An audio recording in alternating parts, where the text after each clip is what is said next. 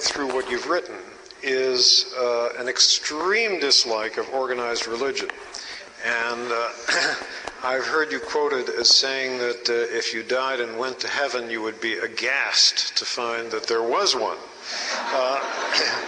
And recently, I think you said or wrote that for you the real axis of evil is Islam, Judaism, and Christianity. Well,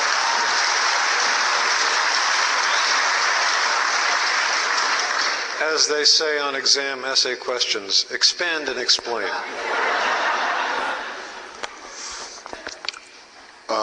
Being religious is like living in North Korea. You have endless opportunities to praise the leader, to thank him for giving you everything, to thank him for looking after you, to thank him for all his boundless gifts, to thank him for all his tireless efforts on your behalf. A celestial North Korea is what the religious believer wants, but there's one, I suppose there are two differences. You can defect from North Korea, and you can die and just cease to exist in North Korea. But if you're a religious believer, the leader goes on persecuting you after you're dead. You have to go on praising him forever and thanking him for being born and for all this. This is servility squared. It is the slave mentality. It's contemptible and cowardly. And it's the enemy of the intellect, it's the enemy of free inquiry, it's the enemy of reason. And what I would add is that those who practice it or preach it additionally piss me off by pretending that they're humble about this. They say, well, don't mind me, I'm just on an errand for God at the moment. I'm extremely modest about this, I'm very humble and abject, but it's just that God wants me to be doing this. And the reason why I'm ecumenical about it, I suppose, is because all of them partake of the same illusion. All monotheisms particularly partake of the same absurdities. And the Quran I regard as especially horrible because it validates both the claims of Christianity and of Judaism. I mean, the Quran insists that Jesus was a real prophet, and so were Moses and Abraham. So there you have the whole horrible thing in plain view.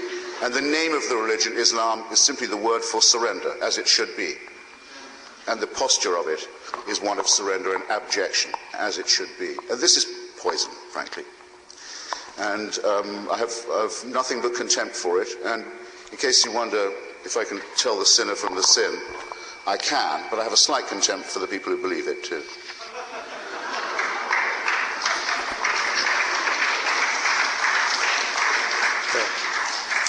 But if they'll keep it in the home where it belongs, I don't mind.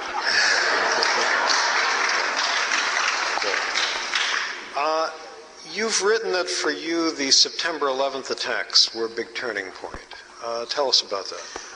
Well, I've written that I think the cliche is true that September 11th is a big turning point, that it did alter a number of things, and I don't dissent for once. I mean, I like to always think, well, what's wrong with the prevailing cliche or the prevailing wisdom? But in this case, I thought, well, that's true. That's what the Germans call a Tendenwende. It's a turning point. For me, it wasn't that much of one on the essential question. I thought that the 14th of February 1989 was the turning point.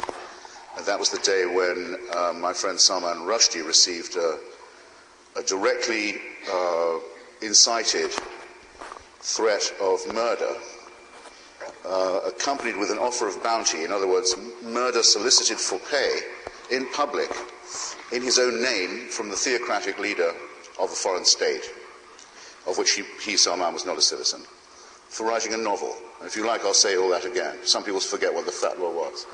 I, the Ayatollah Khomeini, will offer money for your murder for writing a novel. And I'll also offer a ticket to paradise to anyone willing to attack you or those who helped you with the book. And I thought, well, there you have it. A perfectly arranged collision between all the things I hate and all the things I quite like. The things I quite like, by the way, are free expression, the right to write novels without death threats, and so on.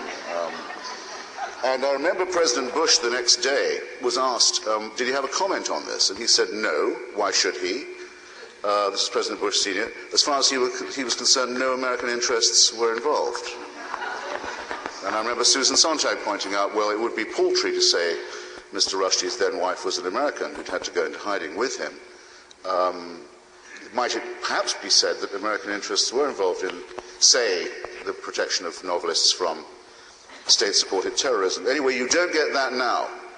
You wouldn't get that kind of sappy, stupid comment now, because the long period of underreaction to theocratic fascism is now over.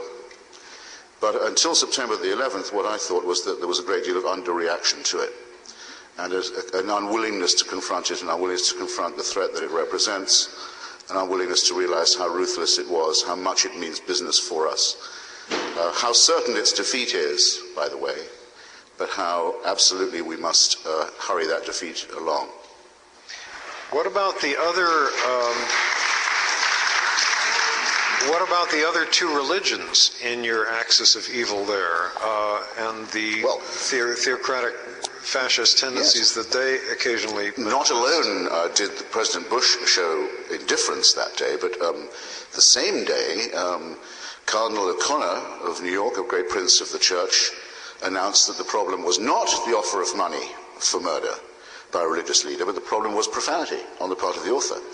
He was joined in this by the Archbishop of Canterbury, by the Osservatore Romano, the Vatican newspaper, and by the Sephardic chief rabbi of Israel. In other words, there was a wonderful reverse ecumenical lineup of characters, all of whom said the problem is not the offer of murder for the destruction of literature, the problem is profanity. And I thought, well, I'm very glad that you guys have all sort of, as it were, clustered together, because there'd be more of a chance of getting you all with one grenade.